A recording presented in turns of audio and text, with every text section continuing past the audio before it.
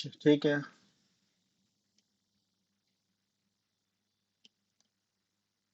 हम्म।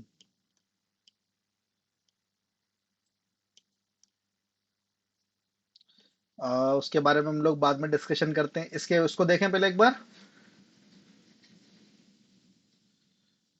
ठीक है, अच्छा चलो ये देखो। 1 मिनट। अच्छा ये दिख रहा कंपोनेंट सबको? ठीक है, इसका कलर चेंज कर दूं मैं एक बार। ज़्यादा डिस्कशन नहीं करेंगे, मुश्किल से 5-6 मिनट या 10 मिनट मैक्सिमम डिस्कशन करेंगे इसके ऊपर, ठीक है। अब मुझे आप ये बताओ कि इसकी आप पार्टिंग लाइन कहाँ सिलेक्शन करोगे? मतलब मुझे इसके अंदर कहीं पर भी वो नहीं चाहिए, पार्टिंग लाइन नहीं चाहिए, पार्टिंग लाइन शो नहीं करना चाहिए, कि मतलब पार्टिंग लाइन इसके अंदर दिखना नहीं चाहिए, बात ये।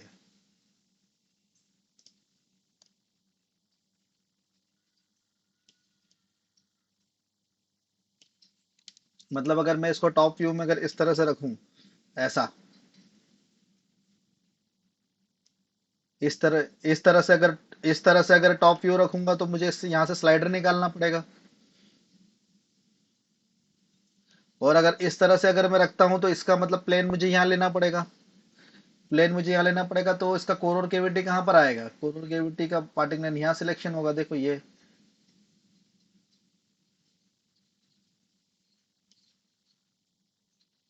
हम्म। हम्म। तो ठीक है, एक काम करना।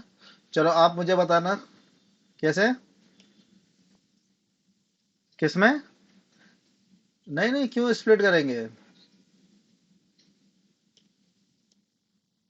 ये, ठीक है ये, ऐसा।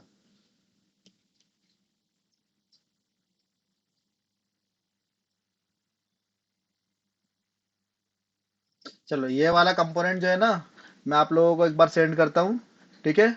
इसको आप लोग मुझे बताना, कंसेप्ट बताना, कोर और केविटी इसका कैसे निकालोगे, सोचना आराम से। मुझे ये कंपोनेंट चाहिए कितने में? मुझे ये कंपोनेंट चाहिए 2 प्लेट मोल्ड में। किसमें? 2 प्लेट, सिंपल सा 2 प्लेट चाहिए मुझे। ठीक है, और इसके अंदर पार्टिंग लाइन नहीं आना चाहिए। ठीक है। ठीक है, चलो इसको हटा देते हैं। चलो, यहाँ पर हम लोग देखने वाले हैं आज मोल्डिंग डिफेक्ट के बारे में, ठीक है। थोड़ी सी थ्योरी पढ़ेंगे। मोल्डिंग डिफेक्ट बहुत ही इंपॉर्टेंट होते हैं, क्योंकि मोल्डिंग के दौरान जो कुछ क्वालिटी इश्यूज आते हैं, ठीक है, कुछ डिफेक्ट प्रोड्यूस होते हैं कंपोनेंट के ऊपर, तो वो बहुत ही इंपॉर्टेंट है। सेफ्टी, परफॉर्मेंस और फंक्शन ऑफ द प्रोडक्ट उससे वेरी करता है, मतलब कुछ ना कुछ उसके ऊपर फर्क पड़ता है। ठीक है। ठीक है, इवन उसका अपीरियंस भी खराब होता है। ठीक है।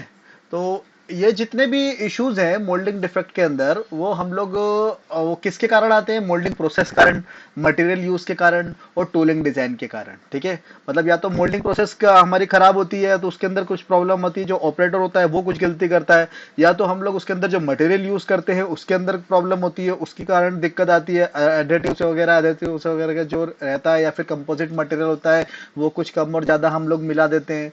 ठीक है। या टूलिंग डिजाइन, या फिर हम लोग जो डिजाइन करते हैं उस डिजाइन में कुछ ना कुछ प्रॉब्लम क्रिएट करते हैं हम लोग, कि उसका जो पार्ट है वो पार्ट सही से नहीं निकलता। फॉर एग्जांपल ये वाला कंपोनेंट है हमारे पास। ठीक है, इस कंपोनेंट में देखो क्या डिफेक्ट है।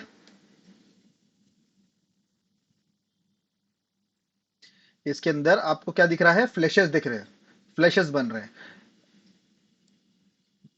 क्या खुल गया, सॉरी? दोनों दोनों मिल गए। हाँ, दोनों मिल गया है। मतलब दोनों मिल गए हैं, या तो इसके एयर वेंट वगैरह की वजह से नहीं है, ये फोर्स के क्लैंपिंग फोर्स के कारण हो सकता है, या फिर कोर और केविटी में प्रॉपर इंटरलॉक न देने के कारण से हो सकता है। ठीक है। मशीन का जो क्लैंपिंग फोर्स होता है वो इंजेक्शन प्रेशर से थोड़ा सा कम था, या फिर उसके इक्वल था, तो भी वो थोड़ा सा जंप मार जाएगा मटेरियल और निकल जाएगा। ठीक है, ये इसका कारण हो सकता है। ठीक है, तो ये डिफेक्ट को हम लोग बेसिकली, जो भी मोल्डिंग डिफेक्ट होते हैं उन डिफेक्ट को हम लोग कम कर सकते हैं। कैसे? हम अपने डिजाइन में इंप्लीमेंट करके। ठीक है, अगर हम मतलब अधिकतर जो मान के चलोगे वो डिजाइन से रिलेटेड है। ठीक है, क्योंकि ऑपरेटर जो भी होता है ना, मशीन ऑपरेटर, वो स्किल्ड ऑपरेटर होता है, उससे कोई गलती नहीं हो सकती। ठीक है, अधिकतर जो होता है वो डिजाइन का फॉल्ट होता है। ठीक है। चलो, मोल्डिंग डिफेक्ट हमारे पास कौन कौन से होते हैं? अच्छा, मोल्डिंग डिफेक्ट को कैसे अवॉइड कर सकते हैं हम लोग? ठीक है, बहुत सारी चीजें हैं, टेम्परेचर को कंट्रोल करके, प्रेशर को कंट्रोल करके, मोल्ड डिजाइन में बहुत सारे इंप्लीमेंट करके इस तरह से हम लोगों को उसको कंट्रोल कर सकते हैं।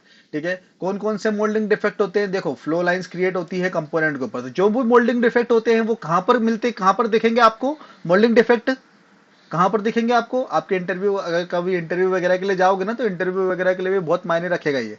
ठीक है, कभी भी मोल्डिंग के लिए आप इंटरव्यू के लिए जाते हो तो आपसे क्वेश्चंस पूछ लिया जाएगा कि वार्पेज किस कारण आता है, वार्पेज होता क्या है, किस कारण से प्रोड्यूस होता है, फ्लैशेस क्या होते हैं, सिंक मार्क क्या होते हैं। ठीक है, फ्लो लाइंस। ठीक है, तो जो भी मोल्डिंग डिफेक्ट होते हैं वो ये हैं। ठीक है, flow lines, burn mark, warpage, flashes, vacuum void, sink mark, weld line और short short, one by one हम सभी को देखते हैं। ठीक है, तो जो भी प्लास्टिक कंपोनेंट के ऊपर आपको डिफेक्ट दिखेंगे ना, वो मोल्डिंग डिफेक्ट है। ठीक है, अच्छा फ्लो लाइंस। ठीक है, फ्लो लाइंस क्या होती है, फ्लो लाइंस बेसिकली एक वेव तरीके का पैटर्न होता है जो कि सराउंड का जो भी एरिया होता है कंपोनेंट का, उससे उसका कलर थोड़ा सा डिफरेंस होता है, उसके कलर में थोड़ा सा देखो अलग अलग कलर होगा उसका। ठीक है, तो इस तरह का जो मतलब जो पैटर्न होता है उसको बेसिकली फ्लो लाइंस बोलते हैं। फ्लो लाइन, तो फ्लो लाइन बेसिकली क्यों क्रिएट होती है, उसका कारण है जो कूलिंग स्पीड होती है, कूलिंग स्पीड में वेरिएशन के कारण, कूलिंग स्पीड अगर कहीं पर कम और ज्यादा होती है, या फिर कंपोनेंट की अगर वॉल थिकनेस में ज्यादा वेरिएशन होता है, इस कारण से फ्लो लाइंस क्रिएट हो जाती है। आवाज आ रही सबको? हम्म।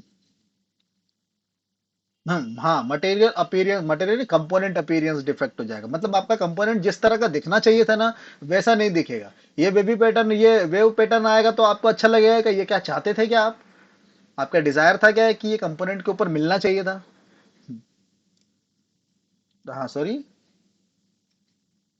हाँ ऑफ कोर्स, क्योंकि क्या होगा बेसिकली जहां पर ये वेव पैटर्न आ रहा है ना, इसका मतलब ये हो रहा है कि जहां पर ये आ रहा है, इस जगह पर या तो इसकी वॉल थिकनेस कम है या फिर ज्यादा है, और इसका जो कूलिंग वेरिएशन है ना कम ज्यादा हुआ है। ठीक है, मतलब या तो इसकी वॉल थिकनेस कम ज्यादा है पहली बात तो, और उसके कूलिंग कम ज्यादा हुआ है, तो ये क्या है, जैसे कि क्या होता है कि एक जगह से कोई कंपो मान के चलो मेटल है, मेटल अगर एक जगह से आप गर्म कर दोगे और एक जगह से अगर आप उसको ठंडा कर दोगे, मतलब गर्म और ठंडा दोनों मिक्स कर दोगे, अगर उसको थोड़ा सा भी अगर आप मोड़ोगे ना, तो वो क्या करे हो जाएगा, टूट जाएगा जल्दी। हाँ। हाँ, तो यहाँ पर भी प्लास्टिक के साथ भी ऐसे ही होता है, प्लास्टिक अगर प्लास्टिक जैसे कि फॉर एग्जांपल बहुत ज्यादा धूप में, जो एरिया देखना ज्यादा धूप में रहेगा बहुत टाइम तक, वो क्या धीरे धीरे खराब हो जाएगा एरिया, है ना प्लास्टिक का। और जो मतलब थोड़ा सा वैसा रहेगा, मतलब जो धूप के कांटेक्ट में कम रहेगा, तो वो जल्दी खराब नहीं होता, होता है ना ये चीज। तो यहाँ पर भी वही चीज है, मतलब जहां पर ज्यादा हीट हुआ है या फिर जहां पर ज्यादा कूलिंग हुआ है, जहां पर कम कूलिंग हुआ है, तो वो वाला एरिया क्या है, खराब होगा वहां पर। ठीक है, तो इसमें क्या है, इसकी स्ट्रेंथ वगैरह पे भी फर्क पड़ता है। ठीक है, आए समझ में? अगर इसको अगर हमको अवॉइड करना है तो उससे उसके लिए हम लोगों को इंजेक्शन स्पीड को, जो भी इंजेक्शन स्पीड होती है मटेरियल की, उसको हमको कंट्रोल करना पड़ता है, उसको थोड़ा सा बढ़ाना पड़ता है। ठीक है, उसको थोड़ा सा हम लोग इंक्रीज कर देंगे जिससे मटेरियल बहुत जल्दी अंदर चला जाए। और एक और चीज, इसकी जो मटेरियल की कंपोनेंट की जो वॉल थिकनेस है उसको आपको कंट्रोल करना पड़ेगा। लेकिन वो कहां पर करोगे आप, वो करोगे आप पार्ट डिजाइन में, मतलब component design of plastic part. ठीक है, तो आपको ये डिफेक्ट आज पता चलेंगे ना, तो इस डिफेक्ट से आपको ये पता चलेगा कि जब आपको टूलिंग का नॉलेज होगा, जब आपको मोल्ड टूल का नॉलेज होगा, उसके बाद ही आप पार्ट डिजाइन में जा सकते हो, न्यू प्रोडक्ट डेवलपमेंट में जा सकते हो। अगर न्यू प्रोडक्ट अगर आपको डिजाइन करना है ना, तो आपके पास टूलिंग का नॉलेज होना चाहिए, you should have knowledge about the tooling, mould tool, press tool, HPDC, और जितनी भी टूल्स होते हैं ना, टूलिंग जो टूल रूम में जो यूज होती है उनका उसका मतलब आपको नॉलेज होना चाहिए।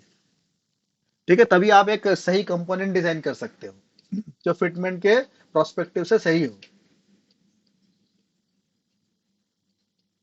हम्म, हाँ, high pressure die casting aluminium, ADC 12 for the ADC 12 maximum, for the ADC grade का जो मटेरियल होता है, जिसको बोलते हैं एल्यूमिनियम डाई कास्टिंग।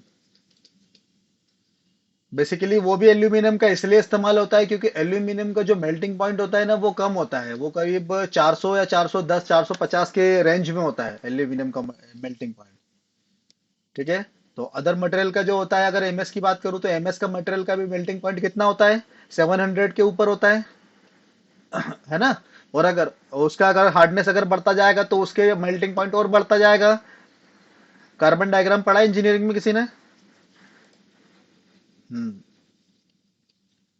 ठीक है, इतने अच्छे से तो मैंने भी नहीं पढ़ा है, लेकिन हाँ। हम्म। ठीक है, चलो ये समझ में आया। कौन सा था, हाँ, फ्लो लाइन समझ में आया। ठीक है। Burn mark. देखो, बर्न मार्क बेसिकली क्या होता है, किसी भी कंपोनेंट के ऊपर कुछ एरिया होता है जो जल जाता है। ये एरिया क्यों जल जाता है?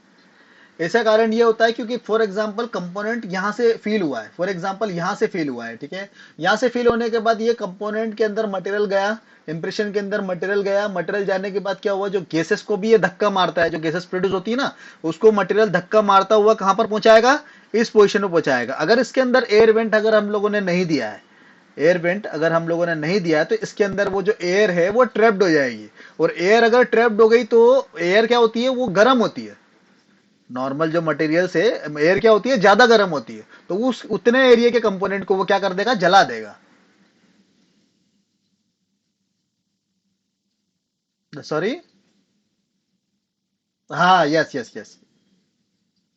ठीक है, तो वो जो एयर ट्रैप्ड एयर होती है वो कंपोनेंट को जलाई थी, प्लास्टिक को जलाई थी, क्योंकि कूल तो करता ही है वो। कूल करने के दौरान कूल तो पूरा कर देता है, करने के बाद भी, लेकिन एयर एयर तो उसके अंदर ट्रैप्ड होती है ना, तो एयर को थोड़ी इतनी जल्दी कूल कर पाएगा। एक बार प्लास्टिक को कूल कर देता है वो, ठीक है। तो वो क्या कर देता है, इसको जला देता है वहां पर। तो इसके लिए इसके सॉल्यूशन के लिए आपको क्या करना पड़ेगा, वहां पर एयर वेंट प्रोवाइड कराना पड़ेगा।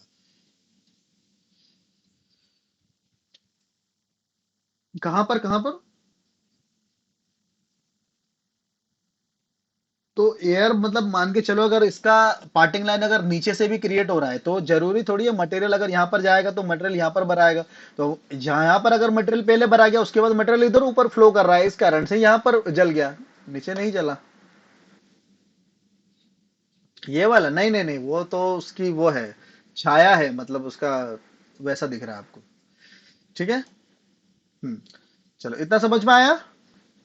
उसके बाद है वॉरपेज। अच्छा, वॉरपेज सबसे इंपॉर्टेंट है। वॉरपेज क्या होता है, बेसिकली कंपोनेंट मुड़ जाता है, किसके कारण, श्रिंकेज के कारण।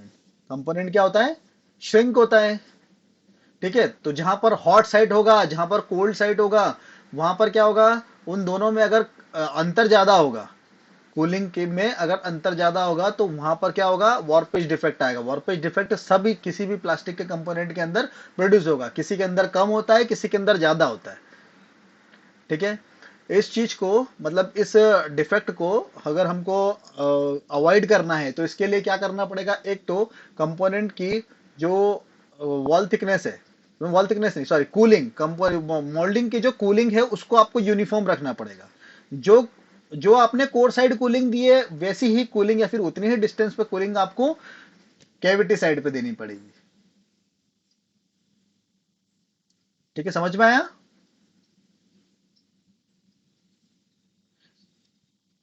और साथ में, सॉरी, तो भी थोड़ा सा होगा, लेकिन उसको भी अवॉइड करने के लिए, उसको भी अवॉइड, देखो पहली बात, कूलिंग शुड बी यूनिफॉर्म।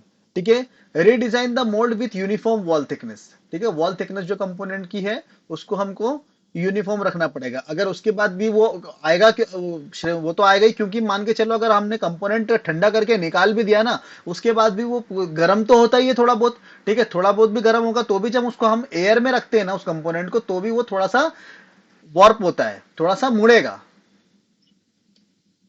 ठीक है, लेकिन उसको भी अगर हमको रोकना है, तो उसके लिए हम लोग इस्तेमाल करते हैं रिब और गसेट्स का। किसका इस्तेमाल करते हैं, रिब और गसेट्स का। तो रिब और गसेट का इस्तेमाल हम लोग वॉर्पेज डिफेक्ट को कम करने के लिए और अवॉइड करने के लिए करते हैं, साथ में कंपोनेंट को स्ट्रेंथ प्रोवाइड कराने के लिए भी करते हैं। हाँ। रिब और गसेट्स, 1 मिनट। हाँ, यस यस। तो वो बेसिकली हम लोग इस्तेमाल करते हैं। देखो यहाँ पर ये दिख रहा है रिब और गसेट्स, ये रही, ये रिप्स है। गसेट्स मतलब इस तरह से, ये ट्राइंगुलर शेप का दिख रहा है आपको, ये गसेट्स। तो ये आपको अधिकतर कंपोनेंट के अंदर आपको मिलेंगे। ये देखो, दिख रहा है ये, इस तरह से बीच में रहता है ये बेसिकली कंपोनेंट को स्ट्रेंथ प्रोवाइड कराने के लिए, इसका यूज नहीं है कुछ भी, लेकिन फिर भी यहाँ पर ये डिजाइन किया हुआ होता है, क्योंकि अगर मैं ये यहाँ पर गसेट्स नहीं बनाऊंगा तो ये क्या होगा, जो इनर वॉल है ना, इनर वॉल क्या होगा, कोर साइड पे चिपकेगी, मतलब ये वॉर्प होगी थोड़ा सा, ये मुड़ जाएगा। ठीक है।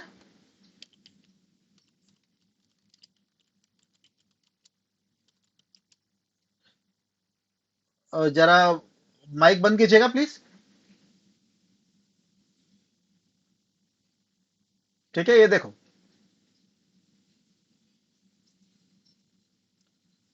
आया समझ में? ठीक है।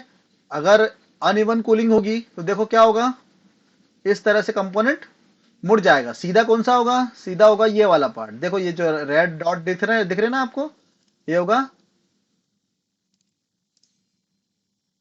आया समझ में?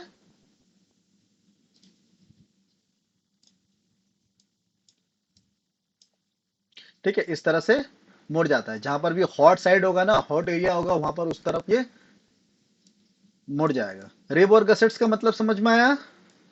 अच्छा। अभी कुछ टाइम तक आपको पता है कि ऑटोमोबाइल में जो बम्पर होते थे या फिर जो दूसरे पार्ट होते हैं ऑटोमोबाइल के, वो किसके बनते थे? वो मेटल मेटल के बनते थे। ठीक है, अभी बहुत टाइम से प्लास्टिक के बनने लग गए हैं। ठीक है। अच्छा, इतना बड़ा जो पार्ट होता है वो पूरा का पूरा प्लास्टिक का बनाया जाता है, लेकिन उसके अंदर फिर भी इतनी स्ट्रेंथ कैसे होती है कि इतना बड़ा कंपोनेंट निकलता है मोल्ड में से, उसके बाद भी वो थोड़ा सा भी मुड़ता नहीं है?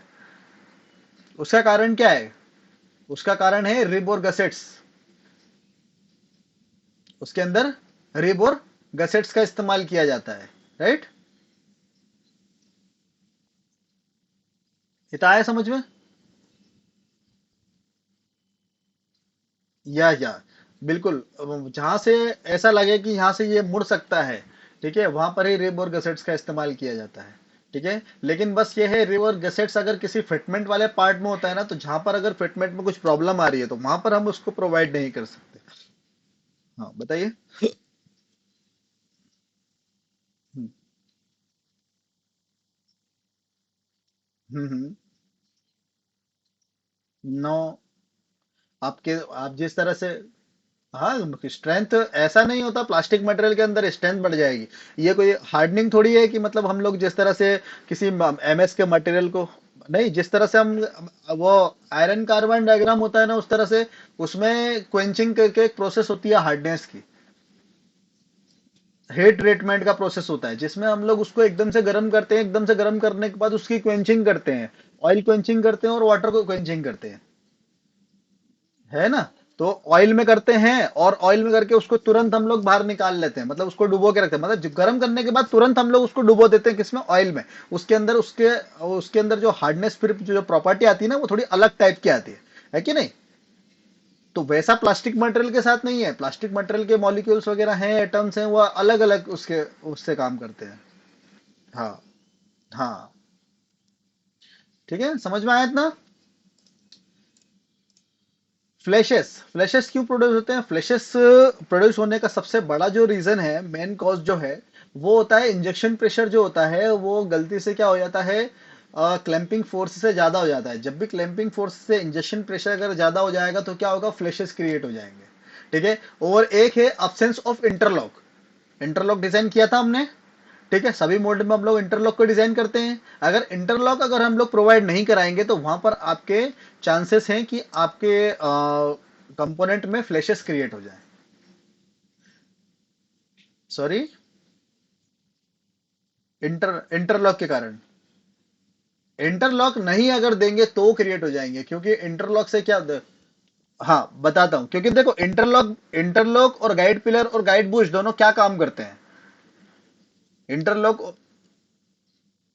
हाँ, मोल्ड को अलाइनमेंट करने के लिए। ठीक है, कोर और केविटी को प्रॉपर पार्टिंग लाइन पे अलाइन अलाइन करने के लिए इंटरलॉक भी यही काम करता है। ठीक है ना? तो अगर गाइड पिलर गाइड बुश, एक बार क्या होता है कि जब बहुत सारे शॉट लगते हैं ना, तो बहुत सारे शॉट लगने के बाद वो थोड़े से ढीले हो सकते हैं। लेकिन उसके ही कंपैरिजन में अगर मैं उसको नेगेटिव में अगर मैं इंटरलॉक प्रोवाइड करा दूं, तो इंटरलॉक और गाइड पिलर गाइड बुश दोनों कभी एक साथ खराब नहीं हो सकते। मतलब वेरिएशन उन दोनों में ज्यादा नहीं आ सकता। ठीक है। अगर छोटा सा भी अगर मान के चलो ये फिट, ये फिटमेंट का अगर पार्ट है, अगर छोटा सा भी अगर वेरिएशन आएगा तो फ्लैशेस तो प्रोड्यूस होंगे ना, छोटा सा भी अगर वेरिएशन आएगा तो, है कि नहीं? पॉइंट 1 का पॉइंट 2 का भी अगर आएगा तो वहां पर तो फ्लैशेस क्रिएट हो जाएंगे, क्योंकि पार्टिकल लाइन एक दूसरे से पॉइंट 1 पॉइंट 2 क्या होगी, ऑफसेट होगी, तो वहां पर फ्लैश बन जाएगा। फ्लैश अगर बनेगा तो फिर आपसे आपको अलग से उसको ट्रिम करना पड़ेगा फ्लैश को। फिर प्लास्टिक कंपोनेंट के लिए भी अलग से कोई ट्रिमिंग टूल बनाओगे क्या आप? है ना? माइक ऑफ कीजिएगा प्लीज। ठीक है, इतना समझ में आया?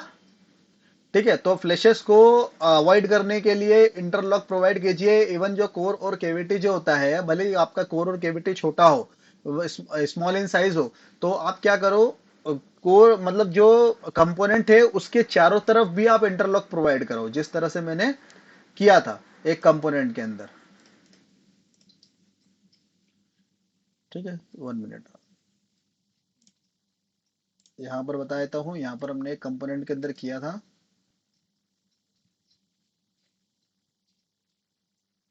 हम्म। नहीं नहीं, एक नहीं, चारों साइड से। हम्म। हम्म। देखो जैसे कि ये वाला चलो ये है, जैसे देखो इसमें इंटरलॉक देखो आपको कहाँ दिख रहा है बताओ?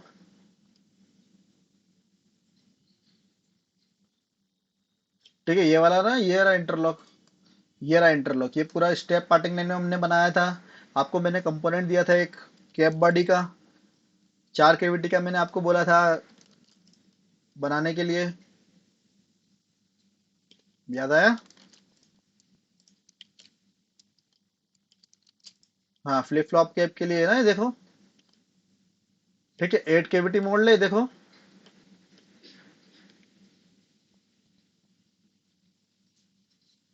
जी जी। 1। हाँ, तो ऑटोमेटिक डिगेटिंग हो जाती है, तो या फिर उसको सबमर्ज गेट बोल सकते हो, या फिर बनाना गेट बोल सकते हो, या फिर टनल गेट बोल सकते हो, कुछ भी बोल सकते हो, जो मटेरियल जितना। सर्कुलर क्या, सॉरी समझा नहीं मैं। हाँ हाँ। हाँ, इनफ है। देखो अगर मैं अगर आपसे अगर रियल मोल्डिंग मतलब डिजाइन के बारे में बात करूँ ना, तो इतना कोई वो इशू नहीं होता। यहाँ से अगर आपने ये डाया दिया ना, तो ये वाले डायो को अगर आप पिन पॉइंट गेट में भी कैलकुलेट करते हो और पिन पॉइंट पे अगर इसको दे दोगे ना, तो भी आपका कंपोनेंट आसानी से भरा जाएगा। ठीक है, इसमें मतलब आप 45 डिग्री का एंगल दोगे या फिर वो दोगे तो उससे कोई ज्यादा फर्क नहीं पड़ता। अगर मैं 45 की जगह अगर 40 डिग्री एंगल दूंगा क्या, तो मेरा कंपोनेंट भराएगा नहीं क्या? है कि नहीं? तो जो थंब रूल वगैरह है ना, जो थंब रूल होते हैं ना, वो इतने इंपॉर्टेंट नहीं है। थंब रूल जब हम लोग रियल लाइफ में अगर जब डिजाइनिंग करते हैं, बात करते हैं ना डिजाइनिंग की, तो वो डिफरेंट होती है।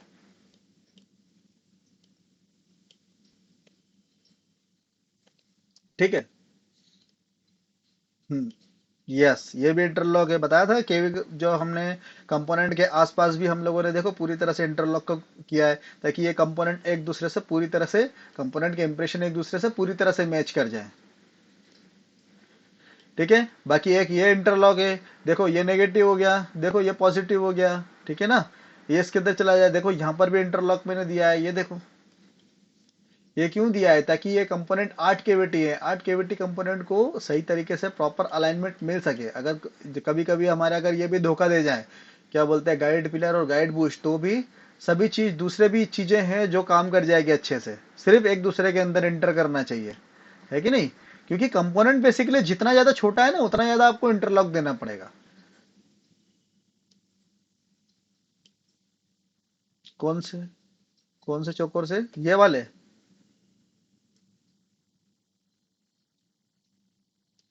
ये वाले? नहीं, ये वो है, rear plate, for increasing the strength of mould.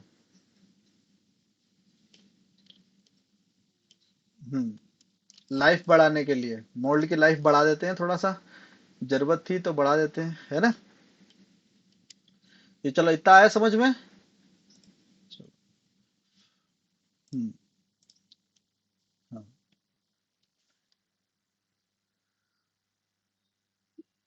हाँ, इस मोल्ड का मॉडल पार्ट फाइल मतलब इस मोड, हाँ हाँ, ये मोल्ड मैं आपको प्रोवाइड कराऊंगा, डोंट वरी। अपन पहले ये कर ले, ठीक है। चलो। हाँ, उसको wear plate.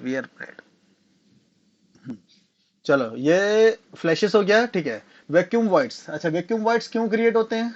Vacuum wides basically है क्या? ये क्या है? हाँ, एयर पॉकेट्स होते हैं। Air pockets, air bubble create हो जाते हैं किसी भी कंपोनेंट के अंदर। इसके बारे में हम लोग पहले भी बात कर चुके हैं ना, कि इसके कारण होते हैं ये चीज। ये किसके कारण होते हैं? एयर ट्रैप्ड होने के कारण। इसके अंदर एयर फंस जाती है उस, ठीक है, वो एस्केप नहीं हो पाती, निकल नहीं पाती, इस कारण से वैक्यूम वाइड्स क्रिएट हो जाते हैं, ठीक है। इसके लिए हमको क्या करना पड़ता है? एयर वेंट को प्रोवाइड कराना पड़ता है, ठीक है। हाँ, ये मतलब विजुअली ही दिखेगा, है वर्ड्स तो आपको विजुअली दिखेंगे। इसका इंस्पेक्शन जो होता है ना, वो विजुअली ही चेक होते हैं।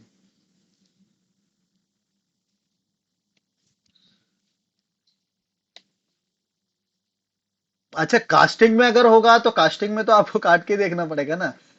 इवन उसको तो, हाँ, उसका अलग चीज होती है, वो अलग चीज है। कास्टिंग अगर डिफरेंट चीज हो जाती थोड़ी सी, मतलब उसको तो आपको सब काट के ही देखना पड़ेगा। लेकिन फिर भी मतलब उसमें कोई छोटी मोटी अगर चीज होती है ना, तो एक बार वो हम लोग अवॉइड कर सकते हैं। लेकिन प्लास्टिक में तो आपको ऐसे ही दिख जाएगा ना, जब सामने आएगा कंपोनेंट तो सामने ही नजर आ जाता है कि क्या एक प्रॉब्लम क्रिएट हुई। हम्म, हम्म।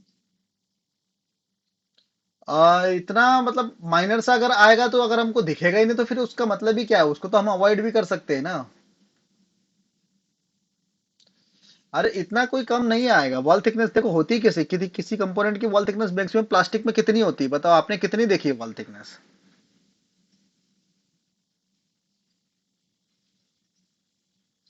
है ना, 2 mm, 3 mm, ज्यादा 3 mm, 3 mm, 4 mm तक ज्यादा से ज्यादा आपने वॉल थिकनेस देखी होगी। इससे ज्यादा वॉल, हाँ हाँ, फिर वो जो, फिर वो कंडीशन होती है, क्या बोलते हैं वो, रॉस कंडीशन बोल सकते हो आप उसको, जब 10 mm का होगा ठीक है। हम्म, हम्म, हम्म। इंजेक्शन से बना है। हम्म, हम्म। हाँ हाँ, ऑफ कोर्स होगा वो। मतलब प्लास्टिक के वेस्ट से ईंटें भी बनती हैं। आपने सुना होगा वो एक एक सीरियल आता है हिस्ट्री चैनल पे।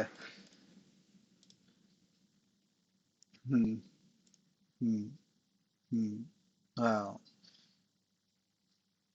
हम्म। चलो, कोई बात नहीं। चलो, ये अच्छा, ये शीट मेटल के ऊपर कोई काम करता है क्या? शीट मेटल का नॉलेज है? Minimum 5 year experience needed. मतलब लेकिन मिनिमम 5 5 ईयर एक्सपीरियंस चाहिए, इसलिए पूछा मैंने। चलिए। हाँ, ऑफ कोर्स, आप उसको मेरा नंबर दे दीजिएगा, एक बार उनका रिज्यूम सेंड कर दीजिएगा, मुझे बताइएगा, ठीक है।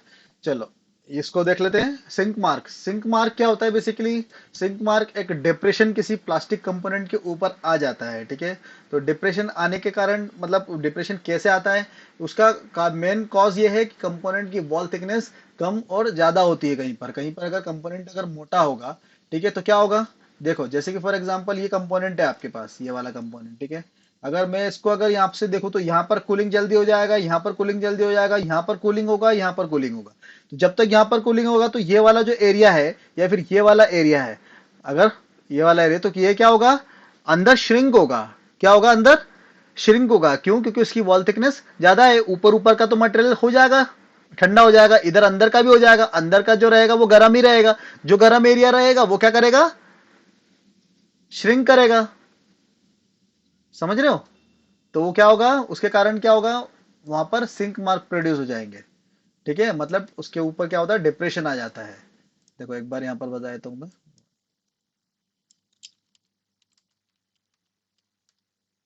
नहीं, नहीं नहीं, इसके लिए ऐसा कुछ नहीं होता कि आपको ये पता चल जाए कि सब ये देखो, जैसे यहाँ पर वॉल थिकनेस देखो ज्यादा है, अगर मैं इस एरिया के अंदर देखूं वॉल थिकनेस ज्यादा, देखो यहाँ पर डिप्रेशन आ गया। देखो यहाँ पर ये देखो, इसके ऊपर एक ये खड़ा हुआ है, तो देखो ये भी डिप्रेशन आ गया यहाँ पर। ठीक है ना, तो इस तरह से डिप्रेशन उसके ऊपर आ जाता है। ठीक है, आया समझ में? देखो यहाँ पर इस तरह के कंपोनेंट के अंदर आपने देखा होगा, देखो इस तरह का, ये देखो इलेक्ट्रिकल कंपोनेंट के अंदर आपने देखे होंगे अधिकतर, है ना? ठीक है, तो ये क्या होता है, सिंक मार्क। ठीक है, इसका सबसे मतलब इसका कोई इलाज नहीं है, आप बोल सकते हो एक तरीके से। ये मतलब या तो आपको कूलिंग को बहुत अच्छा बनाना पड़ेगा, कूलिंग को आपको ऐसा बनाना पड़ेगा लाइक इनफॉर्मल कूलिंग, कि आपको कंपोनेंट को फॉलो करवाना पड़ेगा कूलिंग से।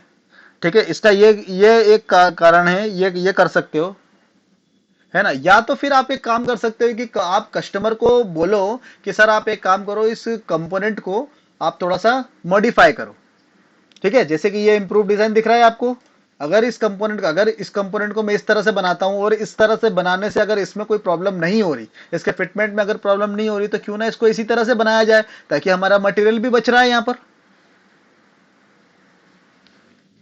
है कि नहीं? और वॉल थिकनेस क्या होता है, होना चाहिए यूनिफॉर्म होनी चाहिए। यूनिफॉर्म वॉल थिकनेस से होगी तो सिंक मार्क प्रोड्यूस नहीं होंगे।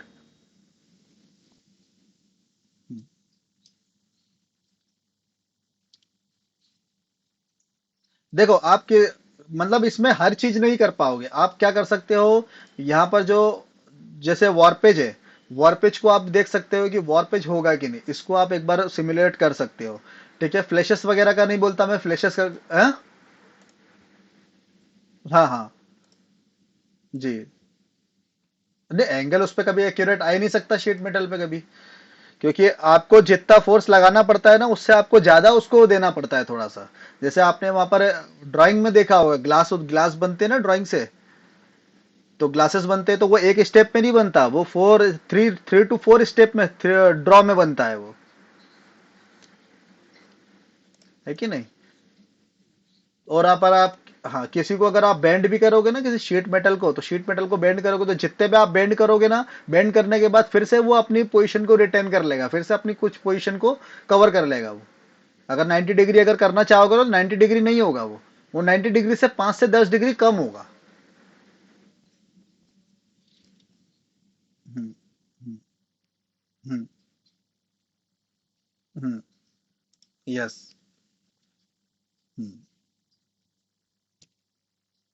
वह हाँ, मतलब मैं बोल रहा हूँ सभी को हम लोग नहीं कर सकते, जैसे कि फॉर एग्जांपल वॉरपेज के लिए हम लोग बेचते हैं अपने हमारे कंपोनेंट, जब भी हम लोग डिजाइन करते हैं तो वॉरपेज के लिए हम लोग बेचते हैं, जिनके लिए अलग जो फ्लो एनालिसिस वाले होते हैं। ठीक है, और जो सिमुलेशन वाले होते हैं तो उनको हम लोग बेचते हैं, तो वो हमको सिमुलेट करके एक रिपोर्ट बना के देते हैं कि इसके अंदर वॉरपेज डिफेक्ट वगैरह नहीं प्रोड्यूस हो रहा, या फिर रनर बैलेंसिंग के लिए भी हम लोग करवाते हैं।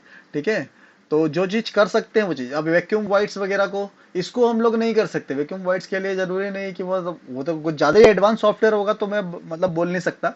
लेकिन जो अभी करंट सॉफ्टवेयर है उसके अंदर वैक्यूम वाइट्स वगैरह को हम लोग नहीं कर सकते। ठीक है, वो बाद में ही पता चलेगा जब कंपोनेंट उसमें से निकल जाएगा। बताइए। हम्म, बताइए। हाँ। हम्म हम्म, ओके।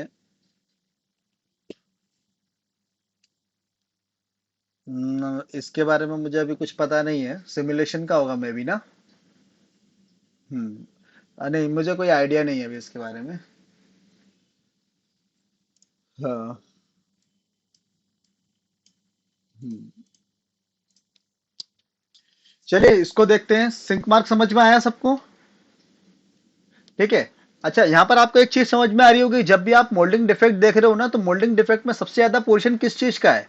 कंपोनेंट डिजाइन का, प्लास्टिक के कंपोनेंट डिजाइन का, मतलब जो कि आपको मोल्डिंग से ही पता चलेगा, राइट? है ना? चलो, अब ये यहाँ पर वेल्ड लाइन है। वेल्ड लाइन क्यों प्रोड्यूस होती है? देखो, बेसिकली अगर मटेरियल एक डायरेक्शन से फ्लो होता है, एक डायरेक्शन से फ्लो होने के बाद अगर किसी कंपोनेंट के अंदर मटेरियल के डायरेक्शन सेपरेट हो जाते हैं, दो अलग अलग डायरेक्शन हो जाते हैं, उसके बाद मटेरियल फिर से अगर मिलता है एक दूसरे पे, ठीक है, तो क्या होगा, जब मटेरियल मिलेगा तो कुछ ना कुछ तो ठंडा हो जाएगा, मतलब सेमी सॉलिड बोल सकते हो आप कि कुछ ना कुछ ठंडा रहेगा वो, है कि नहीं? तो जब वो आपस में मिलते हैं ना, तो जब वो पूरी तरह से आपस में मिल नहीं पाते, फ्लो जो है पूरी तरह से मटेरियल आपस में मिल नहीं पाता, और वो वहां पर वो ज्वाइन हो जाता है, तो वहां पर क्या होता है, वेल्ड लाइन प्रोड्यूस हो जाती है। ठीक है, किसके कारण होता है ये? कंपोनेंट की बनावट के कारण। नहीं समझ में आया?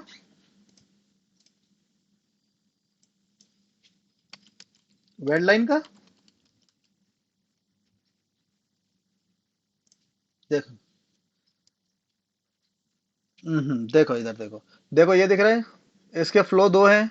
ठीक है, दो फ्लो होने के कारण क्या हो रहा है, यहाँ पर वेल्ड लाइन प्रोड्यूस हो रही है, यहाँ पर वेल्ड लाइन बन जाएगी, मतलब एक मार्क बन जाएगा। ठीक है, यहां से देखते हैं, देखो इसमें दिख रहा है।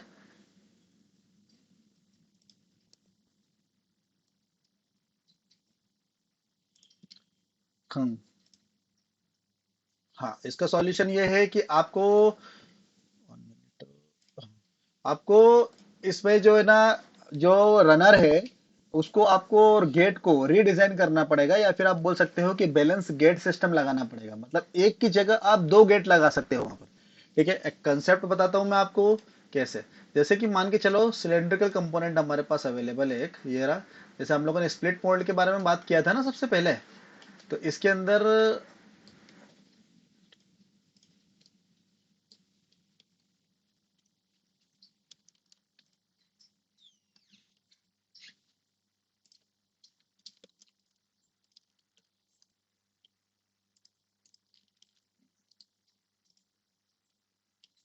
हम्म,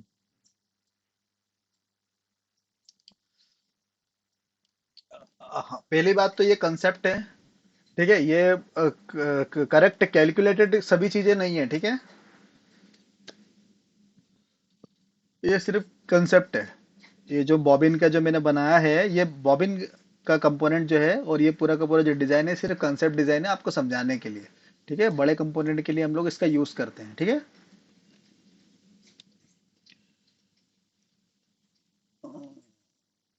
नहीं ये नहीं बना, ये मतलब बेसिकली जो बॉबिन है, ये बॉबिन, ये मोटर डिजाइन का पार्ट है, मतलब, ना सॉरी, नॉन मोटर डिजाइन का नहीं, सोलेनोइड वॉल्व का। सोलेनोइड वॉल्व समझते हो आप लोग? सोलेनोइड वॉल्व, सोलेनोइड वॉल्व होता है सबके पास, सबके सबके घर में आरओ है। आरओ के अंदर फ्लो, मतलब जो वाटर का फ्लो है ना, उसको कंट्रोल करने के लिए सोलेनोइड वॉल्व यूज होता है। सोलेनोइड वॉल्व भी ये बताता है कि वहां पर पानी खत्म हुआ है कि नहीं खत्म हुआ है। ठीक है, जैसे ही पानी खत्म हो जाता है ना, तो ये अपने आप स्विच ऑन हो जाता है, स्विच ऑन होने के बाद वो पानी उसके अंदर फिर से भर देता है, मतलब एज अ टाइमर काम करता है। ठीक है, आया समझ में? अच्छा, यह कंपोनेंट जो है सिलेंड्रिकल कंपोनेंट है, अंदर से भी आपको क्या दिख रहा है, ये हॉलो दिख रहा है। ठीक है, अगर हॉलो दिख रहा है तो बेसिकली मान के चलो, इसका एक गेट पॉइंट अगर मैं यहां पर देता हूं, मैंने अगर इसका गेट पॉइंट यहां पर दिया, या फिर यहां दिया, या फिर यहां दिया, कहीं पर भी दूं मैं इसको, ठीक है, इसके गेट पॉइंट को, तो क्या होगा कि यहां से फ्लो होना स्टार्ट होता है, फ्लो होना स्टार्ट होगा, उसके बाद ये इधर जाएगा, फिर ये यहां पर जाएगा, फिर यहां पर जाएगा, तो इसके अंदर वेट लैंड प्रोड्यूस होने के चांसेस बहुत हैं, क्योंकि सिलेंड्रिकल कंपोनेंट है। क्योंकि फ्लो डायरेक्शन के कितनी रहेगी, फ्लो डायरेक्शन इसकी दो रहेगी, एक यहां से जाएगा, एक यहां से जाएगा, राइट? अगर इसका कंपोनेंट का अगर वॉल्यूम ज्यादा है तो, हाँ, डायफ्राम गेट दे सकते हो, उसका ही तो सॉल्यूशन बता रहा हूँ। या तो रीडिजाइन करो, या फिर वो करो, जैसे कि मैंने यहाँ पर बैलेंस करने के लिए मैंने क्या करा, सिलेंड्रिकल कंपोनेंट मेरे पास बड़ा था, तो मैंने एक काम करा, टू केविटी था मेरे पास। ठीक है, तो मैंने इस तरह से इसको रनर को बना दिया। अगर मेरे पास सिंगल केविटी होगा, तो सिंगल केविटी में क्या करूंगा, मैं सिंगल केविटी में एक बीच में ही वो बनाऊंगा। ठीक है, बीच में ही एक, या तो डिस्क गेट का इस्तेमाल करेंगे, या तो फिर आपने जो बताया डायफ्राम गेट का इस्तेमाल करेंगे। ठीक है, यहां से एक गेट पॉइंट दे दिया, यहां से गेट पॉइंट दे दिया, यहां से गेट पॉइंट दे दिया, या डायफ्राम गेट क्योंकि किसी भी कंपोनेंट के सेंटर से दिया जाता है। देखो,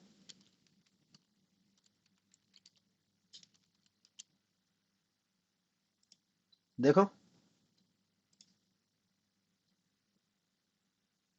दिख रहा है, ये दिख रहा है। हाँ, उस पीडीएफ में मिल जाएगा आपको, डोंट वरी। इतना समझ में आया?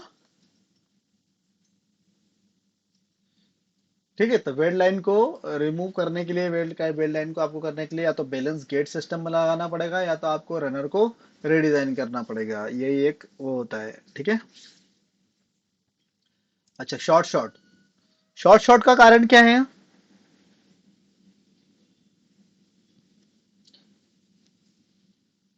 पहला शॉर्ट शॉर्ट का कारण ये है कि आपने, या नहीं नहीं नहीं, गैसेस नहीं है। आपने जो मैंने जो आपको टनेज कैलकुलेशन बताई थी, वो टनेज कैलकुलेशन आप लोगों ने सही से देखे नहीं। मशीन का जो डाटा है वो आपके पास पूरा का पूरा है, तो लेकिन आपने उसके ऊपर ध्यान नहीं दिया, ठीक है। और कस्टमर ने बोला था, बोले कि सर एक काम करो, आप तो 20 केवीटी बना दो, ठीक है। लेकिन आपने इस चीज के ऊपर ध्यान नहीं दिया कि 20 केवीटी का मटेरियल उसके अंदर जा सकता है कि नहीं। तो एक मेन रीजन ये हुआ, जब आपका शॉर्ट शॉर्ट प्रॉब्लम होगा। क्यों? अगर उसके अंदर 80 ग्राम का मटेरियल जाता है और आपने 75 ग्राम का पूरा रनर के साथ वैसे ही बना दिया है, ठीक है, ठीक है, तो मटेरियल जब उसके अंदर आप भेजोगे तो पहुंच पाएगा क्या केवीटी के लास्ट पॉइंट तक? नहीं पहुंच पाएगा ना। आया समझ में? ठीक है। अच्छा, मैंने आपको एक स्पून का कंपोनेंट सेंड किया था क्या, इस तरह से, प्लास्टिक का स्पून बनाया था आपने? हम्म। हम्म। उसके अंदर हम लोगों ने जो इस्तेमाल किया था ना, वो बैलेंसिंग रनर था, बिल्कुल सभी कंपोनेंट में एक साथ मटेरियल भरता है उसके अंदर।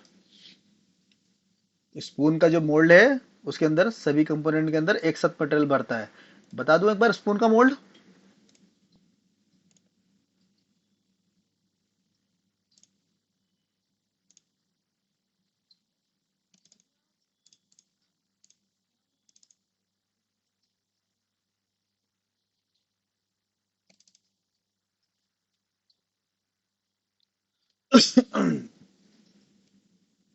हाँ जी।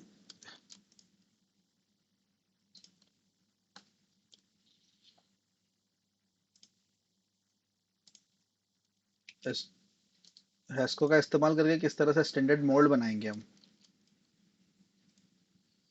हम्म। हम्म।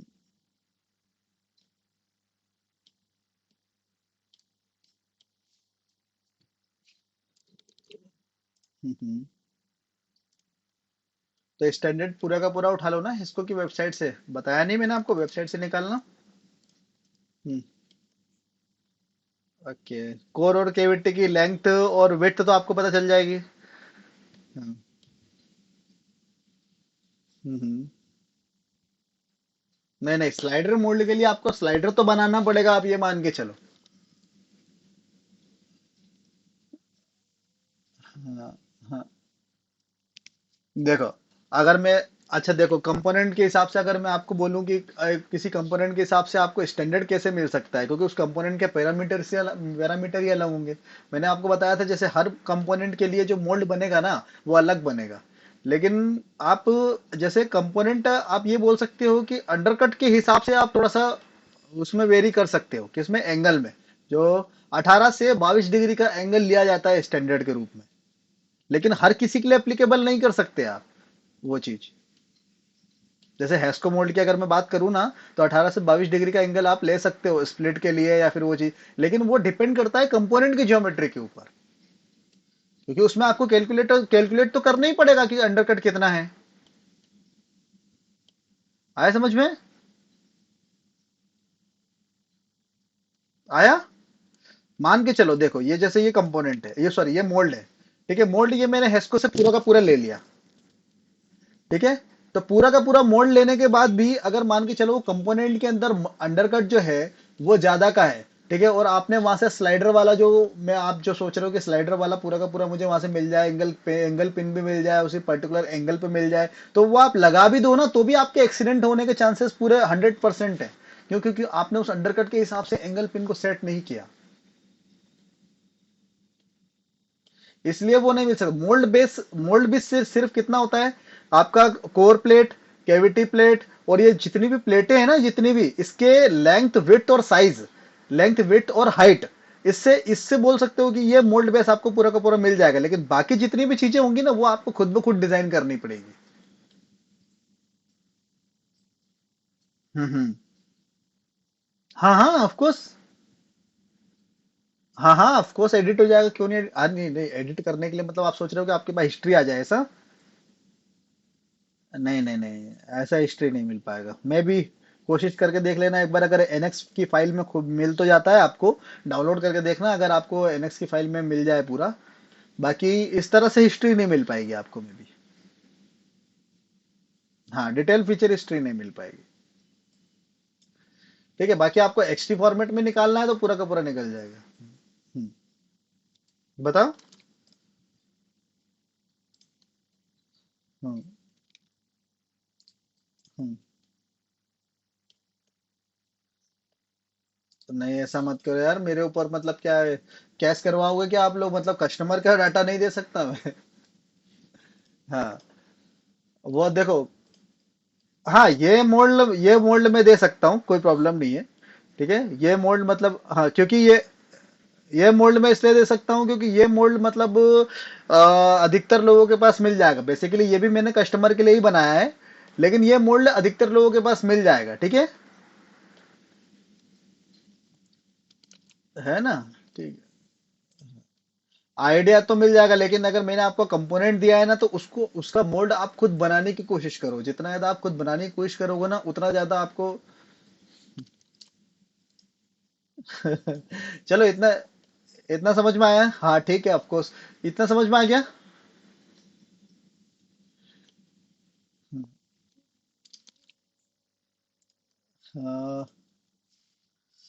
रिवर्स इंजीनियरिंग का मैंने अभी ऐसा कोई वीडियो वगैरह क्रिएट नहीं किया है, बात यह है। क्योंकि जितने भी है सब रिवर्स इंजीनियरिंग का मैंने कस्टमर का काम किया है, तो वो चीज, वो डाटा में शेयर करना थोड़ा सा मुश्किल है। थोड़ा सा मुश्किल मतलब क्या, बहुत मुश्किल है। हाँ। हम्म, हाँ ऑफ कोर्स।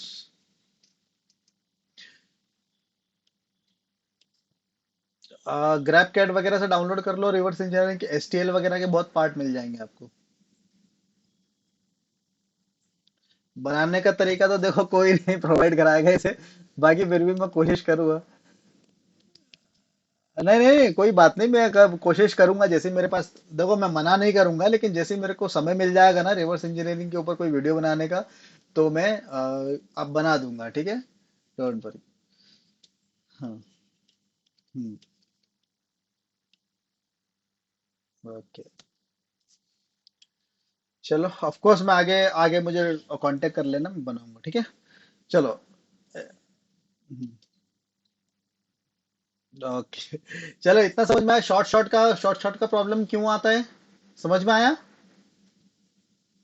है ना, शॉर्ट शॉर्ट का प्रॉब्लम क्या होता है? या तो हमारे डिजाइनर की गलती होती है, वो कैलकुलेशन पर पूरी तरह से ध्यान नहीं देता, और मशीन का स्पेसिफिकेशन उन लोगों के पास ठीक से नहीं होता, या फिर होता भी है तो उस चीज के ऊपर वो ध्यान नहीं देते और बना देते हैं। ठीक है, तो शॉर्ट शॉर्ट की प्रॉब्लम तब क्रिएट होती है। और दूसरा, यहाँ पर इसके सॉल्यूशन के लिए अगर शॉर्ट शॉर्ट की प्रॉब्लम आती है ना, इंक्रीज इंजेक्शन स्पीड को हमको इंक्रीज करना पड़ता है।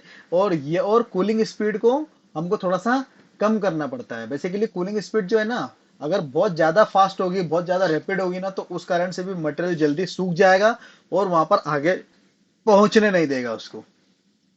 ठीक है, एक ये कारण हो सकता है। अच्छा, मैंने आपको बताया था पीपी और पीसी मटेरियल के अंदर दोनों के बीच में क्या डिफरेंस है, पीपी और पीसी मटेरियल के बीच में। है ना फर्क? अगर मान के चलो, अगर कस्टमर से अगर आप पूछते हो, कस्टमर कहता है कि सर हम तो इसके अंदर पीपी मटेरियल यूज करने वाले हैं। फिर कस्टमर ने लेकिन आपको यह नहीं बताया कि इसके अंदर हम लोग कुछ परसेंटेज पीसी का भी मिलाने वाले हैं। ठीक है ना? मान के चलो, जैसे कि मान के चलो ये मटेरियल है मेरे पास, सॉरी, ये मोल्ड है मेरे पास। ठीक है, अब इसका जो मैंने ये गेट डिजाइन करा है ना, ये मैंने किसके हिसाब से किया है? मैंने किया है पीपी मटेरियल के हिसाब से। पीपी मटेरियल के हिसाब से मैंने इसका गेट को डिजाइन कर दिया। ठीक है, अब क्या होता है कि मान लो उन्होंने 20% 30% उसके अंदर पीसी मटेरियल भी मिला दिया। अगर उन्होंने 20 30% पीसी मटेरियल इसके अंदर मिलाया है तो इसका डाया थोड़ा सा बढ़ना चाहिए मटेरियल के हिसाब से, बढ़ना चाहिए ना। लेकिन क्या हम लोगों ने तो वही करा है, लेकिन कस्टमर ने कुछ और मटेरियल यूज कर लिया, ठीक है ना। तो फिर वहां पर क्या प्रॉब्लम आएगी, इसके अंदर शॉर्ट शॉर्ट प्रॉब्लम होंगे। मटेरियल कस्टमर हमको ये कहेगा कि सर आपके इसमें तो ये मोल्ड में तो ये भर ही नहीं रहा, मतलब मटेरियल जा ही नहीं रहा है अंदर। हम लोग क्या करें, कस्टमर बताएगा कि हमारी गलती है, लेकिन कस्टमर अपनी गलती एक्सेप्ट नहीं करेगा। कस्टमर ये नहीं बोलेगा कि बोले नहीं हमारी गलती है कि हमने आपको ये नहीं बताया कि 30% हम लोग पीसी मटेरियल भी यूज करेंगे, है कि नहीं। नहीं तो वहां पर हम लोगों को सबसे पहला क्वेश्चन ये करना है, सर आपका मटेरियल का कंपोजिशन बताओ कि मटेरियल आप क्या यूज कर रहे हो। सबसे पहला क्वेश्चन हमारा वहां पर ये होगा। नहीं तो पता चले कि हम मोल्ड हम अपने टूल रूम में वापस लेके आ गए और वापस से उसके अंदर मशीनिंग करना स्टार्ट कर दी। हम्म।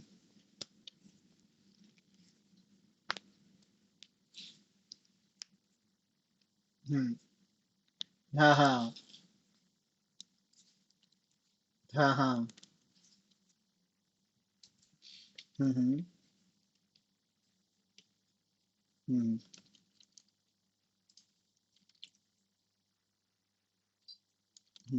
वही बता रहा हूँ। पर आएगी, मतलब ऐसा हमेशा नहीं है कि मतलब आप हमेशा ट्रायल के लिए जाओ तो आपको कुछ ना कुछ प्रॉब्लम क्रिएट हो ही। हाँ हाँ। हाँ हाँ। कहाँ पर, इसमें मैंने एयर इवेंट ही नहीं दिया मैंने इसके अंदर। हम्म, ठीक है। हाँ नहीं दिया ही नहीं।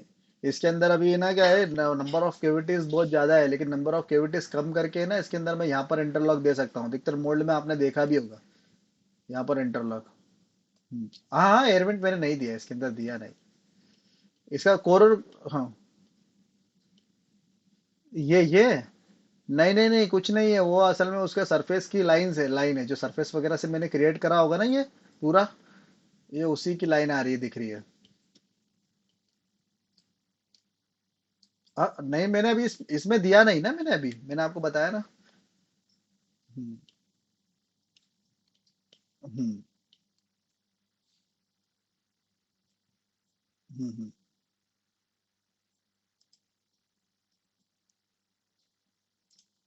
हम्म। हम्म। अ, वो मैं कैसे रेक्टिफाई करता हूँ, वो ऐसे है कि जब मैंने मतलब जब मेरा जो पास्ट एक्सपीरियंस है मोल्ड डिजाइन का, टूल डिजाइन का, प्रेस टूल डिजाइन का, न्यू प्रोडक्ट डेवलपमेंट का, तो जब मैंने काम किया है ना, तो टूल रूम में मेरे साथ हमेशा एक मैन्युफैक्चरर रहा है। मैन्युफैक्चरर मतलब वीएमसी प्रोग्रामिंग वाला, ठीक है। तो मेरे मोल्ड जब भी डिजाइन होके निकले हैं तो वो मशीनिंग हुए हैं, बने हैं।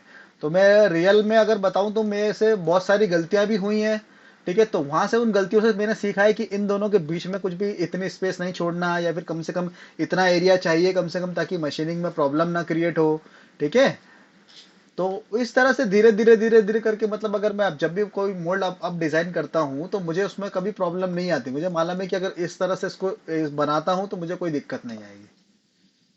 जे हाँ हाँ हाँ हाँ हाँ, क्योंकि जब मैं डिजाइन करता था तो डिजाइन करते समय जो हमारे प्रोग्रामर थे वो हमको गाइड करते थे। वो मेरे को गाइड करते थे कि बोले सर आप इसको इस तरह से मत करो, आप इसको इस तरह से बनाओ, क्योंकि ये प्रॉब्लम क्रिएट करेगा, ये कोर और केविटी बनाने में दिक्कत देगा। एक मोल्ड था कैप बॉडी का, ठीक है। कैप बॉडी के मोल्ड में क्या हुआ था कि यहाँ पर जैसे कि मान के चलो कि यहाँ पर मैंने एक स्केच करा, ठीक है। यहाँ पर मैंने एक इंसर्ट बनाया, ये इंसर्ट बनाया, ठीक है। उस इंसर्ट के अंदर क्या था कि उसके पास एक और पिन थी, ठीक है। इस तरह से एक और पेन थी।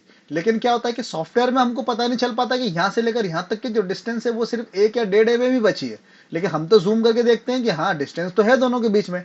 लेकिन क्या होता है कि मैंने बना के क्रिएट कर दिया, बना के क्रिएट करा, तो जब इसको यहां से प्रोफाइल काटी और इसकी प्रोफाइल काटी तो ये थोड़ा सा ऑफसेट हो गया।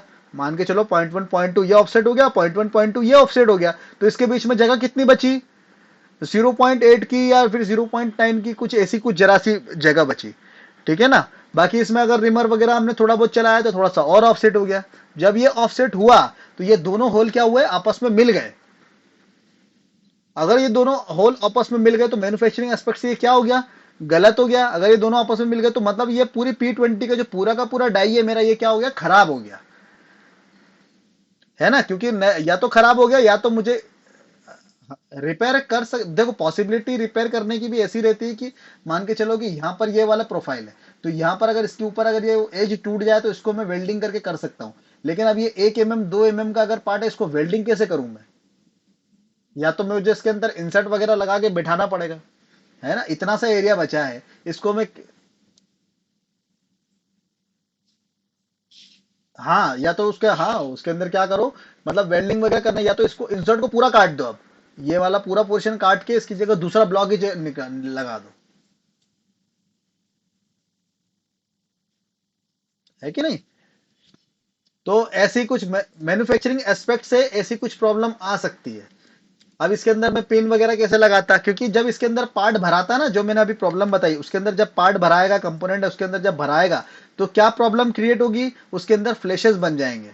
जो प्रोफाइल मेरे को बनाना थी ना, वो प्रोफाइल बन ही नहीं पाएगी। राइट। हाँ। हाँ वो ऐसे ही सीखा जाता है। मैं आपको देखो मोल्ड डिजाइन में गाइडलाइन दे सकता हूँ, पूरी तरह से मैं बनाना सिखा सकता हूँ, बना भी दोगे आप पूरी तरह से। लेकिन जो सिली मिस्टेक्स होती है ना, बोल सकते हो आप, सिली मिस्टेक्स जो होती है ना, वो आप करते करते सीखोगे, क्योंकि देखो अभी जब आप एक्सपीरियंस होगा ना, आपको इंडस्ट्री का धीरे धीरे एक्सपीरियंस होता जाएगा, होता जाएगा। मैन्युफैक्चरिंग वालों को बहुत अच्छी तरीके से पता है कि क्या क्या प्रॉब्लम आती है, क्या क्या प्रॉब्लम हो सकती है, क्योंकि मैन्युफैक्चरिंग वाले अधिकतर है ना डिजाइनर को यही बोलते हैं, मतलब मन में यही बोलते होंगे, बोले कि कैसे कैसे कैसे लोग डिजाइनर बन जाते हैं। ठीक है। हाँ। हाँ और मैन्युफैक्चरिंग वाले अधिकतर यही करते हैं, वो उनको पास में बैठा के बोलते हैं, बोले भाई तू इस तरह से बना। ठीक है। चलो। हाँ। है ना। चलो समझ में आया अभी। ठीक है, तो आज हम लोगों ने यहाँ पर क्या चीज देखी, मोल्डिंग डिफेक्ट देखे, flow lines, burn mark, warpage, flashes, vacuum void, sink mark, weld line और शॉर्ट शॉर्ट, ये सब चीजें हैं जो प्रॉब्लम क्रिएट करती हैं। और मोल्डिंग का कंपोनेंट जब आपके पास में आता है, तो उस कंपोनेंट के अंदर आपको कुछ डिफेक्ट मिलते हैं, तो उसके क्या क्या कारण है और क्या क्या उसके सॉल्यूशन है, तो वो चीज आपको पता चली आज। ठीक है। चलो, और हमारे पास एक मोल्ड है, मैं आपको एक मोल्ड बताता हूँ, ये वाला। ठीक है। हाँ लेकिन ब्लेंडर, हाँ मतलब मेरा मतलब शौक है डिजाइनिंग में, तो डिजाइनिंग में मैं हर चीज करता हूँ। ठीक है। हाँ। चलिए ये, हाँ इतना समझ में आया ये चीज, ये वाला मोल्ड समझ में आया आपको, जितना मैंने अभी केविटी पोर्शन दिखाया आपको? हाँ हाँ इसको सेंड कर दूँ, डोंट वरी। ठीक है। और यहाँ पर ये इसका कोर पोर्शन है।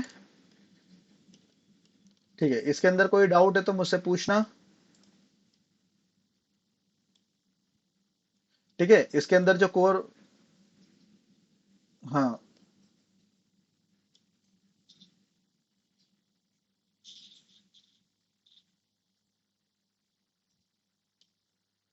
का एक बार फिर पूछना क्वेश्चन।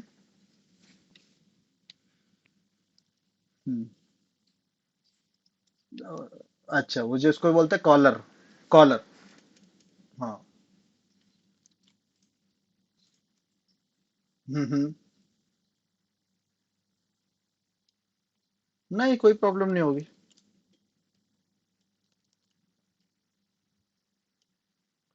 नहीं नहीं नहीं नहीं, कुछ प्रॉब्लम नहीं करेगी। ठीक है जरूर। हाँ हाँ, लेकिन देखो कभी कभी अगर मोल्ड की साइज के हिसाब से हम लोगों को कभी कभी ऐसे कुछ लेना पड़ता है कि हमारे पास उतना बड़ा साइज होता ही नहीं है, लेकिन हमको उसकी पोजीशन को खसकाना है, सरकाना है, तो करना ही पड़ेगा। ठीक है, बाकी ये वाला कॉलर है, कॉलर के नीचे जो शोल्डर है, ये शोल्डर से डिस्टेंस कम से कम यहाँ से तो 15 mm कम से कम रहना ही चाहिए। ठीक है। हाँ। अच्छा यहाँ पर मैं एक चीज बताता हूँ आपको, देखो ये वाला पोर्शन दिख रहा है, ये 1 2, यहाँ से इसको भी ले लेता हूँ मैं, 1 2 3 4। ठीक है, अच्छा ये क्या है?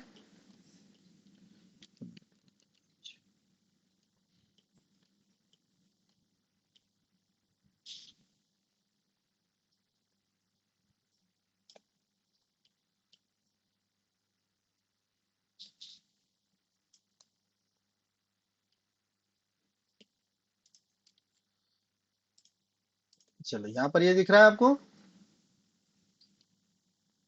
कंपोनेंट। ठीक है, कंपोनेंट के पीछे आपको कुछ पोर्शन दिख रहा है, देखो ये रहा। ये एक प्लेट, ये दूसरी प्लेट, और ये पिन। ठीक है, अगर इसको मैं यहाँ से हटाऊं,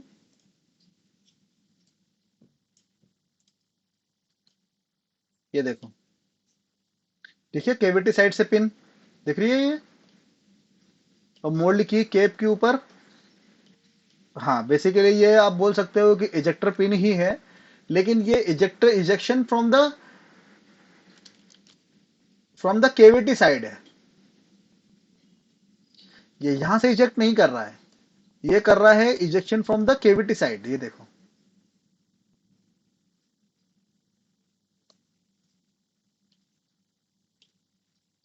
आया समझ में? हाँ देखो, केविटी साइड से इजेक्शन मैंने क्यों दिया है, उसका कारण है। ये जो ये जो कंपोनेंट दिख ये जो कंपोनेंट है ना, ये जो कंपोनेंट है, ये कंपोनेंट जब बन के तैयार हो जाएगा ना, तो बन के तैयार होने के बाद ये किस साइड पे जाएगा, ये इधर खुलेगा।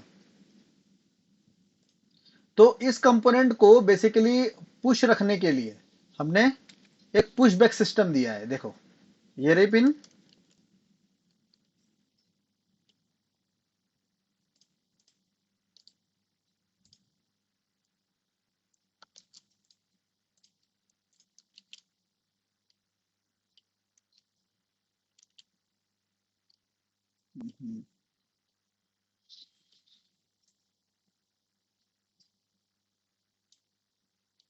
ठीक है, ये देखो,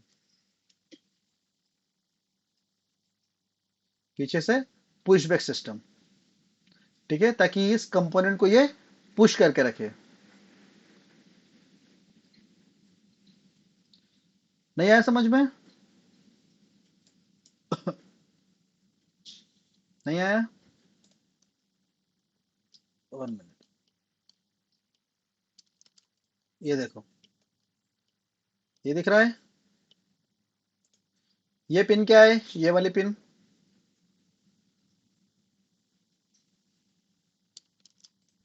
ये तो इंसर्ट है, ये होल को क्रिएट करने के लिए।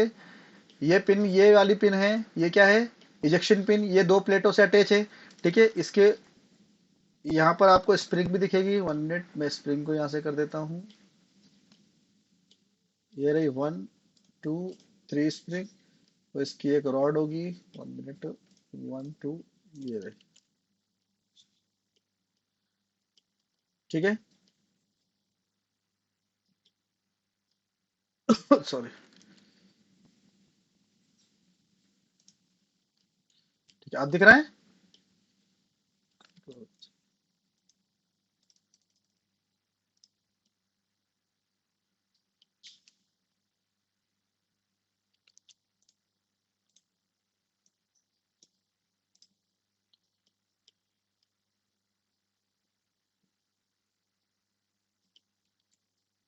ठीक है, ये स्प्रिंग दिख रही है। ऊपर वाली प्लेट से यहाँ पर इसको ये रोक के रखेगा। ठीक है, ये इसको पुश करके रखेगा। ठीक है, कंपोनेंट की जितनी थिकनेस है, कंपोनेंट की उतनी ही थिकनेस पे इस पिन को, जब तक कंपोनेंट के अंदर मटेरियल, जब तक इंप्रेशन के अंदर मटेरियल नहीं भराएगा, जब तक इंप्रेशन के अंदर मटेरियल फील नहीं होगा, तब तक इस इजेक्टर पिन को इसी पोजीशन पे रोकने के लिए किसका इस्तेमाल करेंगे हम लोग? इस पिन का। ये पिन दिख रही है? देखो इसको, ये जो इजेक्टर पिन, जो इजेक्टर प्लेट और इजेक्टर बैक प्लेट दिख रही है ना, ये पिन इसको ऊपर इसी पोजीशन पे रोक के रखेगी, ताकि कंपोनेंट और इजेक्टर पिन के दोनों के बीच में एक गैप क्रिएट हो सके, जितनी उसकी वॉल थिकनेस है उतनी।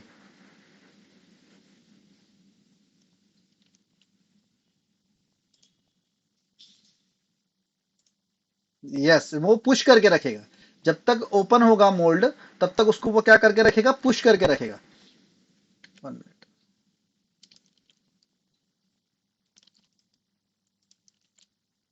तो जब तक मोल्ड ओपन होगा, तब तक क्या करके रखेगा? उसको पुश करके रखेगा।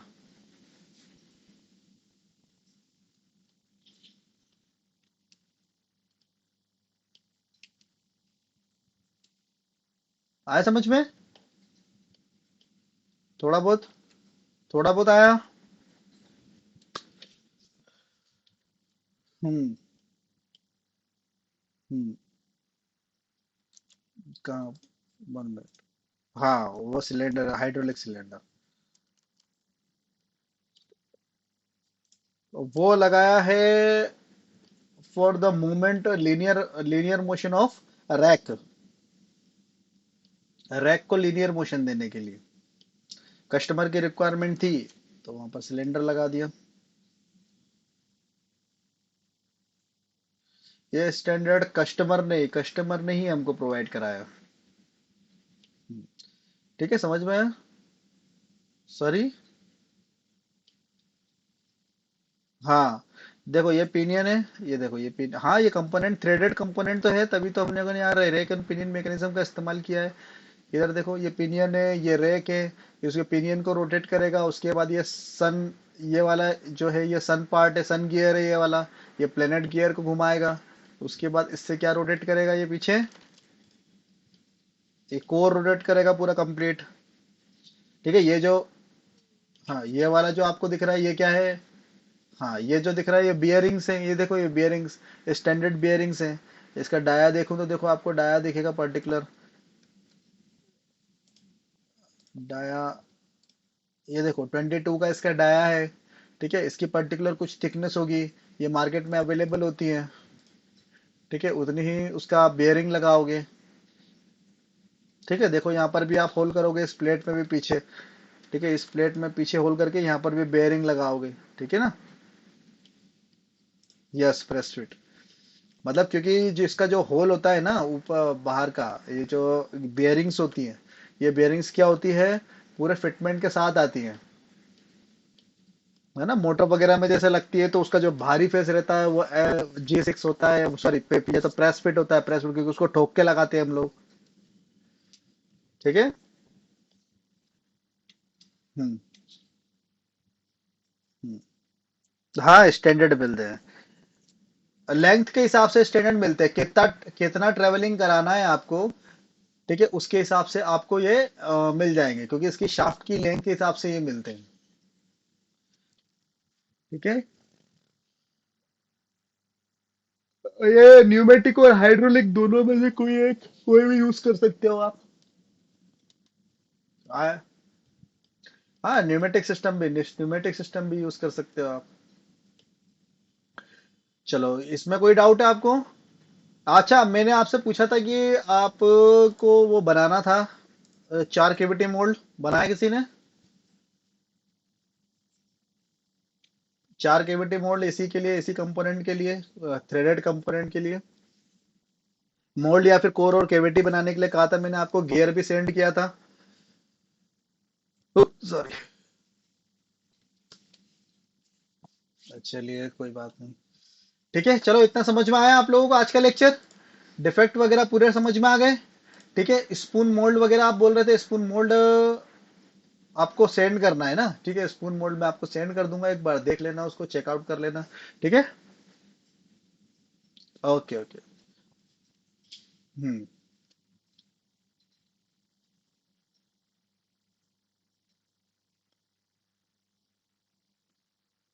उसके लिए अभी मेरे पास तो कोई सोर्स नहीं है, लेकिन बहुत जल्दी मैं कोर्स स्टार्ट करने वाला हूँ, लेकिन उसमें थोड़ा सा टाइम लग जाएगा। जब होगा तो मैं अभी आपको कुछ टाइम बाद एक जॉब के ग्रुप पे ऐड करूंगा। ठीक है, 4 से 5 दिन बाद मैं आपको एक जॉब के ग्रुप पे ऐड करूंगा सभी को, मैं मेरे ख्याल से एक दो स्टूडेंट ऐड भी हो सकते हैं उसके अंदर।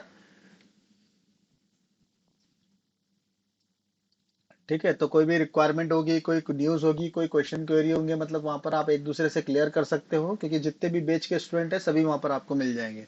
ठीक है। हम्म। क्या क्या? किसका सिलेबस? हाँ ऑफ कोर्स, सिलेबस तो आप सभी के पास होगा, आप जाके देखोगे तो। नहीं, आप में से कोई भी भेज देगा। ठीक है। हाँ। हम्म। कितने महीने का नहीं, अपना अपना चलेगा, 30 तारीख तक, 31 तारीख तक। हाँ ये महीने की, हाँ ये महीने की 31 तारीख तक कंप्लीट हो जाएगा। उसके बाद फिर आपको पास फोल्डर कोर्स है, आपके पास रिकॉर्डिंग्स है, और कोई भी क्वेश्चन क्वेरी होती है तो आप मुझे व्हाट्सएप पे मैसेज कीजिएगा, तो उसके बाद मैं सॉल्व कर दूंगा। ओके। जी। यस। हाँ कोई क्वेश्चन क्वेरी वगैरह रहेगी तो आप मुझसे पूछ सकते हो कभी भी, कोई प्रॉब्लम नहीं। ठीक है। क्या चीज? वो 3 मंथ तक, 3 मंथ तक। उसके बाद भी अगर आपको कभी प्रॉब्लम क्रिएट होती है, प्रॉब्लम आती है, तो आप जो भी करंट बैच चल रही होगी उसका मुझसे एक्सेस ले लेना, और रिक्वेस्ट मैं प्रोवाइड करा दूंगा। ठीक है। हम्म, चलिए।